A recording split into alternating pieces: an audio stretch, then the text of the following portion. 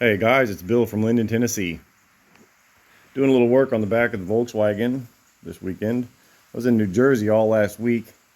I got to go to the Triple Crown of Hot Rodding event in Lebanon, Tennessee. It's a little bit east of Nashville. And man, was that impressive. Um, it was like top builders across the country came to this thing. Chip Foose was there. He wasn't there with any of his vehicles, but he was there. The Kindig Designs, you probably know him from Bitchin' Rides on Discovery, oh, I don't know, several other group clubs were there. But man, it was really impressive. I will flash a couple of the pictures from the show right now just to let you see.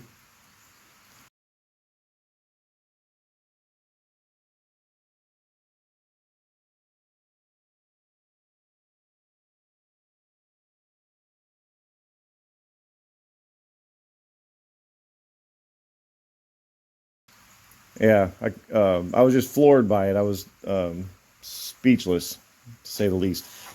And it's kind of inspired me to look at ways to maybe step up the game on the old Volkswagen. But in the meantime, I need to work on my receiver hitch. I'm gonna be pulling the trailer with this thing sometimes, and show you how I'm gonna do it. But I need some advice, and I don't really know what to do. But this is what I got going. What? This is what I've got going on here. This is just a piece of 2.5 maybe by 1/8 inch wall. It's not particularly thick, but I'm not going to be pulling a horse trailer with this thing. Just a small single axle 4x8 trailer, mostly to put the Cub Cadet on to go to shows. Where am I at? Sorry. Mostly to put the Cub Cadet on for shows and stuff like that. But yeah, this is what I'm kind of looking at. And if we zoom up here, you can see how that just kind of meets nice and flush with the back. I don't know, what would you call this, fascia of the truck. The tailgate doesn't exactly come down easily. All I'd have to do is just trim a little bit off the top of that, of the top of the hitch there, and we'll be good. But I've got this spaced down off of this line right here. I assume that this is straight with the body. It should be, because this is all just part of a piece of C channel that runs the length of the bed. So I've got this spaced flat against that. Just use some 16 gauge shims on both sides. That's how I got that up there. And then this, I'd love to say that I did all this in about 15 minutes to get that nice and flat and square and even and gaps all relatively close, but it took much longer than that. But my question is, that I pose to my people watching here, should I weld this thing in or should I bolt it in? I want to put some, if I bolt it in, I'd just weld some 1/8 inch or 3/16 brackets on the corners there and come out a little bit and then drill holes and then bolt it into there. Likewise on the other side, and then have a piece coming from here up. Have one half of it welded to this, and then have this piece welded to that, and then they come together and they bolt together, one on each side of that, and then those two on that side. And then I could just do that. Then I could have it bolted in, or I could weld it in. I don't know. And if I did that, it'd be the same thing. I'd just come down with some weld there, weld on the bottom, probably have another bracket, another stiffener that comes up. Definitely weld on both sides of this up to this cross member there. And then it'd just kind of be in there permanently. I can't imagine why I would ever want to take this out. You know, I don't know. I think I'm just going to tack it in there for now, and then just kind of see how I feel about it. Get these clamps off of it. So the problem is I've got this in there positioned exactly where I want it, but I don't have the surfaces prepped to weld. They're all still rusty and got some of that undercoating shit on it. So unfortunately, I'm going to have to take this thing back down, prep those surfaces, put it back up here, spend another hour trying to get it square and straight and centered and all that stuff, and then just put some tacks on the thing. I need to make my little brackets. I could do the brackets as is, and then I could, well, that would actually help. If I did the brackets right now and sort of tack them to that and then up to here, that would help me get this thing back in position where I want it. And yeah, so I think that's what I'm going to do. I'm going to make me some brackets. I don't know if I have any metal. I may need to go to work to get some metal, but we'll see. All right, we'll see you later. Hey guys, so as I suspected, I needed to come into work to get some material so I can make these little brackets for the tow bar. But while I'm here, I wanted to reshoot the video that I lost last time. I don't know if anybody's interested in this. If you're not interested, just kind of fast forward through it. But this is the machine that I've been working on. A few videos back, I showed it, and now it's come along quite a ways, and I have a bit of a better grasp on how this thing works. So this would be considered the operator side. This is going to have like big panels on it, so that you can't get your hands on all that stuff, and you can't see all this mess. But and they'll have like little dials and switches and knobs or whatever. But the way this thing works is the operator will stand here with a big old pile of just raw cardboard or paper, and we'll feed it into this thing. I don't fully understand yet how this in-feed section works. Those two deals obviously will hold it from side to side, and this thing holds it up or down or something. I don't really understand this, but anyway, it's going to come through here. It's going to go through those rollers. Some of these rollers are going to cut the sides off, so to cut it to the correct width. There's probably going to be some sort of a knife that comes along sideways and cuts it to the correct length. Then after that, there's going to be some scorers, and those are basically, if you open up a box, you'll see that it's kind of creased, and that makes it easier to fold. That's what a scorer looks like right there. It just comes down here and smooshes it. It just smooshes the dent in it. And then there's two sections here. These little things, they'll hold ink, and these are printers right here. There'll be a remember like when you were a kid and you did like the thing with the potatoes and you cut a little stamp out of it and you like stamped it on the paper. Well, that's kind of what this is, but I don't think they use potatoes. I'll have to check. So it'll do two color printing, then it'll come through here and it'll punch out like the little handles that sometimes you'll see, or maybe like this. It could punch something like this out, just whatever it needs to do. It can come through here and punch that out. Any scraps will fall on this conveyor, and then they'll fall on that conveyor, and then they'll go out that way for somebody else to deal with. But this is sort of an add-on that we put on there because we're like, oh yeah, we're going to need to do something with that. This little doohickey right here is going to have a little jet on it. It's got a glue. So it's going to come through here all cut and printed and slotted and all that stuff. And then there's going to be some plastic that kind of does one of these numbers. And if you ever watch how things work, you'll see like this stuff comes through and it's going to hit those pieces of plastic and it's going to fold over. Well, this glue right here is what it's going to fold over on top of. And then these rollers on both sides, this is spread out really, really wide. Normally they'll be much closer than this, but those rollers will put pressure down on the glue just to kind of initially let it set. These here gizmos are what the paper is going to fold up against, some resistance to it.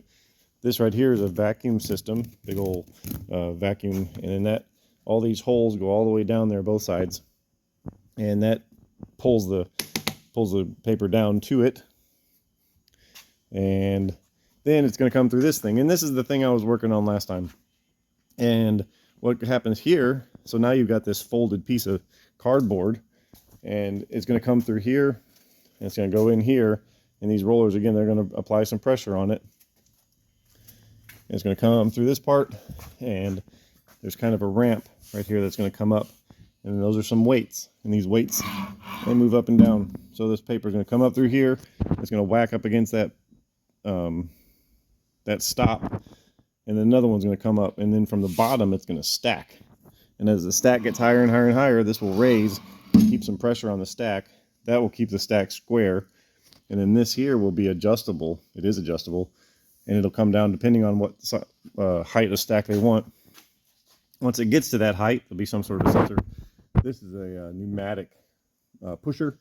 That thing will go like that, and it sticks out to about right here. It'll push this stack onto these rollers, still underneath the pressure of this. Then these rollers will push it out on this, and then it falls on the floor. I don't know what happens to it after this. I guess somebody's standing here and putting it on a pallet or something, but that's how that works. And this is also adjustable.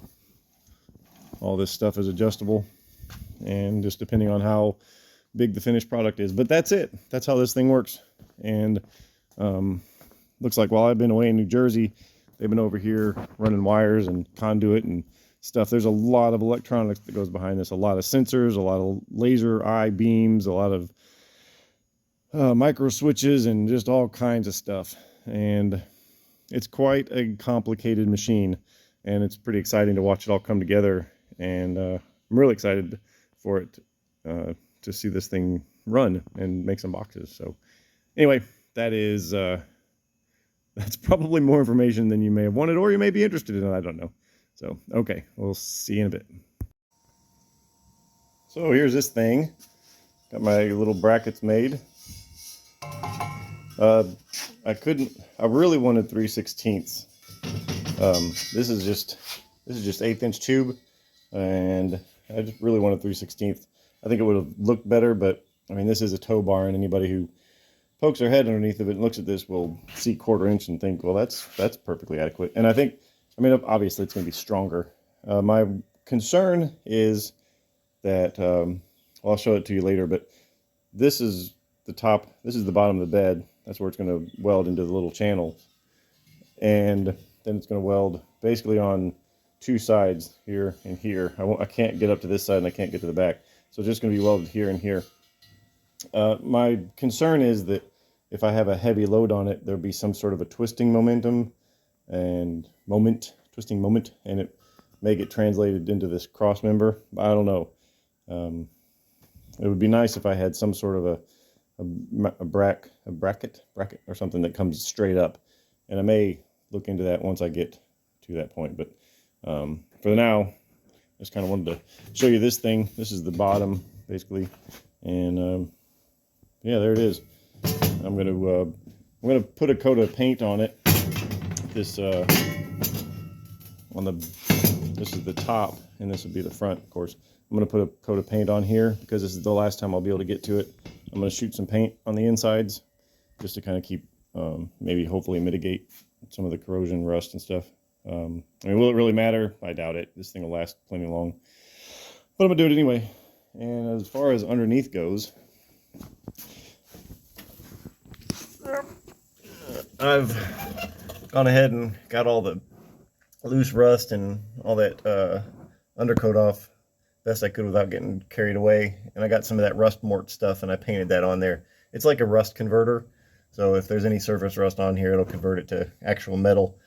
Then I'll come over this with a primer, and then I'll shoot it with some undercoating. And I came up in here and ground down all this stuff, got that bare metal, because that's where it's going to weld. So as far as I know at the moment anyway, I am going to go ahead and weld this thing in, because I just can't imagine a reason why I wouldn't want to do that. Of course, I won't know why I don't want to until I run into that reason. But I'm kind of impulsive, so I'm going to probably just go ahead and do it anyway. So, all right. Alrighty, so I didn't get this up and welded yet, but I did get it clean and primed, and I went ahead and just primed the whole thing. And tomorrow probably I'll go ahead and hit it with some truck bed liner or undercoating or whatever, and any place that I need to weld, I'll just grind that part away. On the underside, I took some of that rust mort stuff. And put 3 coats of that on there, so we'll go ahead and let that dry till tomorrow. While I was waiting for some other stuff, I went ahead and back here, and down there at the bottom I cut out a bigger triangle of metal out of there. So just this part right here was sitting in there. I had just randomly picked a 45-degree angle to cut those corners off, but it wasn't enough, so I cut a steeper angle, got rid of that, and that was able to move this whole battery box quite a bit, so that I've got plenty of room to have these cooling fans on this air conditioning evaporator condenser. Sorry, air conditioning condenser. Now, it's a little bit deceiving because I do have it kind of jacked up in the back. That'll need to come down probably a foot. So all these angles are wrong. So I'm not going to get too carried away with any of that until I get all this back in there. I'm not really sure what I'm going to do with that. If I want to, need to kind of fix the lower shock mounts. There's some stuff I need to do, but I'm not sure what to do yet. Anyway, and yeah, so another thing I did to get the battery box out, I was hoping I'd be able to get it out without taking the booster off, but I can't. I got to take the brake booster off to get the battery box out, which is fine because, you know, I'll never take that battery box out anyway. So I went ahead and slapped a coat of shiny black paint on it. One of the custom cars at the Triple Crown had a booster just like this, and they painted it black. And when I saw that, I was like, well, duh, obviously. Yeah, painted black. So there it is, painted black. And I'll get that back installed once it's dry. So I think that's it for this week. Thank you for watching. We'll see you next time.